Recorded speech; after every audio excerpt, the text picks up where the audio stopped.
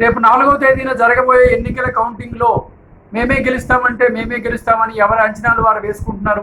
TDP అంచనా టీడీపీకి ఉంది, వైసీపీ అంచనా వైసీపీకి ఉంది.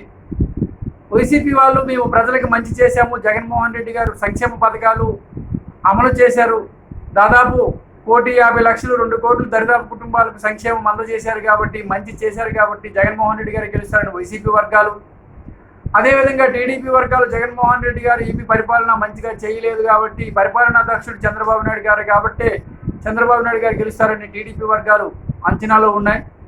ఏది ఏమైనప్పటికీ రేపు ఎగ్జిట్ పోల్స్లో కొంత తెలిసిపోతుంది. దాని తర్వాత 4వ తేదీన రిజల్ట్స్ ఎలాగో వస్తుంది.